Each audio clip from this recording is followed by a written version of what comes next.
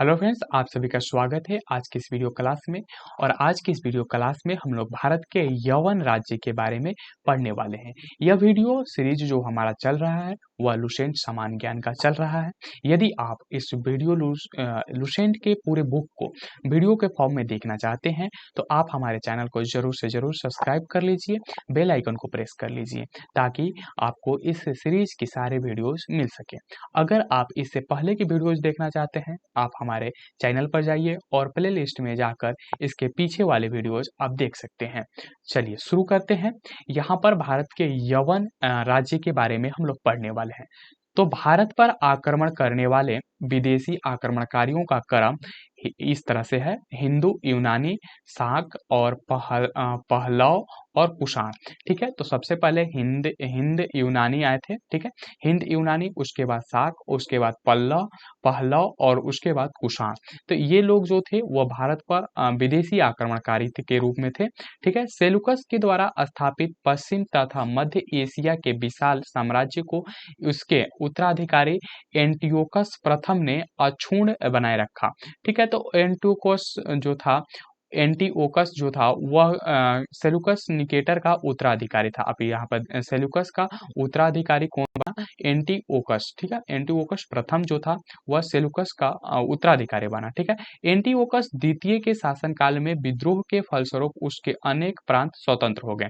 तो यहाँ पर जो एंटीओकस प्रथम था उसके शासनकाल में तो जो सेलुकस के द्वारा जो विशाल साम्राज्य बनाया गया था वो वैसा ही था, लेकिन एंटीओकस द्वितीय जब आया तो उसके शासनकाल में विद्रोह के फलस्वरूप क्या हुआ कि उसके बहुत सारे प्रांत जो थे वह क्या हो गए, खुद से उससे स्वतंत्र होने लगे। ठीक है, बैक्ट्रिया के विद्रोह का नेतृत्व, चलिए इसको हम थोड़ा ऊपर कर लेते हैं। यहाँ पर देखते हैं कि वैक्ट्रिया के विद्रोह का नेतृत्व डियोडोटस प्रथम ने किया था। और वैक्ट्रिया पर डियोडोटस प्रथम के साथ इन राजाओं ने क्रमशः शासन किया, जैसे डियोडोटस द्वितीय, यूथिडेमस और डेमिट्रियस और मिनांडर और उसके बाद है यूक्रेटाइडस और फिर एंटी अलिकीडस तथा हर्मिकस। ठीक है, तो ये जो राजा थे इन्होंने एक के बाद एक शासन किया था। आप इसे ध्यान में रखिएगा।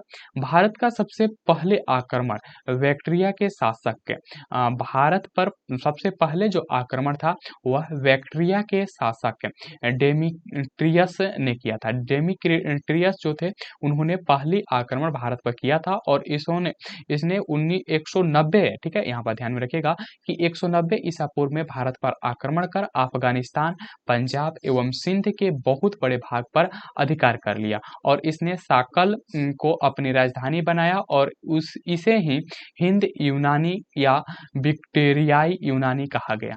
ठीक है, तो यहाँ पर आप ध्यान में रखिएगा कि भारत पर सबसे पहले आक्रमण करने वाला डेमिट्रियस था। ठीक है, डेमिट्रियस था और यह 190 ईसा पूर्व में भारत पर आक्रमण किया और इसने उस आक्रमण में अफगानिस्तान, पंजाब एवं सिंध के बहुत बड़े भाग पर अधिकार कर लिया और उसने जिस अधिकार किया और उसने साकल को अपनी क्या बना दिया, साकल को उसने अपनी राजधानी बना दिया और जिसे हिंद यूनानी या फिर वैक्ट्रियाई यूनानी कहा गया। ठीक है, तो इतनी बात आप ध्यान में रखिएगा। चलिए आगे बढ़ते हैं। यहाँ पर हम देखते हैं कि क्या कुछ है इसमें। हाँ, यहाँ पर आ जाते हैं। ठीक है, हिंद यूनानी शासकों ने सबसे अधिक विख्यात, हिंद यूनानियों में जो सबसे विख्यात था वह मिनांडर था। मिनांडर जो था वह 165 से 145 ईसा पूर्व में हुआ था। ठीक है, 165 से 145 ईसा पूर्व में था और इसकी जो राजधानी थी वह साकल, आधुनिक सियालकोट था। ठीक है, साकल शिक्षा का प्रमुख केंद्र था। इसकी राजधानी साकल शिक्षा का प्रमुख केंद्र था और यह आधुनिक में यानी कि अभी सियालकोट में पड़ता है। ठीक है, तो ध्यान में रखिएगा कि यूनानी शासकों में सबसे जो अधिक विख्यात था वह मिनांडर था। ठीक है, और इसने अपनी राजधानी, इसकी जो राजधानी थी साकल, यह अभी आधुनिक वर्तमान में यह सियालकोट में पड़ता है और जो साकल था वह शिक्षा का प्रमुख केंद्र था। मीनांडर ने नागसेन, जो कि नागार्जुन के नाम से भी जाना जाते हैं, नागसेन नागार्जुन से बौद्ध धर्म की दीक्षा ली थी। तो मीनांडर ने बौद्ध धर्म की दीक्षा लिया था, किससे? नागार्जुन से। ठीक है, ध्यान में रखिएगा, नागार्जुन से मीनांडर ने जो बौद्ध धर्म की दीक्षा लिए हुए थे। मीनांडर के प्रश्न एवं नागसेन द्वारा दिए गए उत्तर एक पुस्तक के रूप में संग्रहित है, जिसका नाम मिलिंद पानहो, ठीक है, मिलिंद पन्हो, अर्थात मिलिंद के प्रश्न या मिलिंद प्रश्न। ठीक है, तो यहाँ पर जो आपको मीनांडर हैं, इनके द्वारा कुछ प्रश्न पूछे गए थे और उसके उत्तर नागसेन यानी कि नागार्जुन के द्वारा दिए गए थे और उसको एक पुस्तक में लिखा गया। जिस पुस्तक में लिखा गया उसका नाम रखा गया मिलिंद पन्हो, अर्थात मिलिंद प्रश्न, यानी कि मिलिंद के द्वारा पूछे गए प्रश्न। चलिए, हिंद यूनानी भारत के पहले शासक हुए, जिनके जारी किए गए सिक्के के बारे में निश्चित रूप से कहा जा सकता है कि सिक्के किन किन राज्यों के हैं। देखिए, हिंद यूनानी भारत के पहले ऐसे शासक हुए जो कि सिक्के जारी किए थे और उनके सिक्कों से ऐसा पता किया जा सकता था कि वो किन किन राजाओं के हैं। ठीक है, किन किन राजाओं के हैं।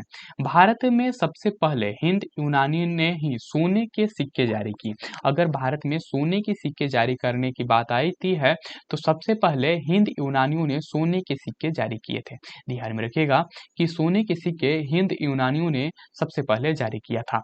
हिंद यूनानी शासकों ने भारत के पश्चिमोत्तर सीमा प्रांत में यूनान की प्राचीन कला चलाई, जिसे हेलेनिस्टिक आर्ट कहा जाता है।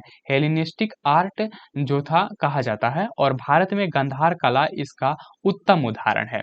तो यहाँ पर हिंद यूनानी शासकों ने भारत के पश्चिमोत्तर सीमा प्रांत में यूनान की प्राचीन कला चलाई, ठीक है, प्राचीन कला चलाई, जिसको हेलेनिस्टिक, ठीक है, हेलेनिस्टिक आर्ट कहा जाता है और इसका जो गंधार कला इसका उत्तम उदाहरण है। ठीक है, भारत में गंधार कला इसका क्या है? उत्तम उदाहरण है।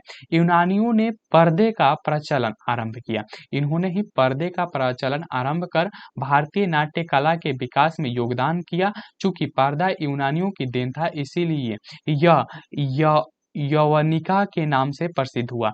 यवनिका के नाम से जो था पर्दा प्रचलित हुआ। ठीक है, और ये यूनानियों के द्वारा प्रचलन में लाया गया था। ठीक है ना, तो इस बात को आप ध्यान में रखिएगा। चलिए, आगे हम लोग अगले वीडियो में शाक वंश के बारे में पढ़ेंगे, तो आप हमारे साथ बने रहिए। अगले वीडियो में हम लोग देखेंगे शाक वंश के बारे में।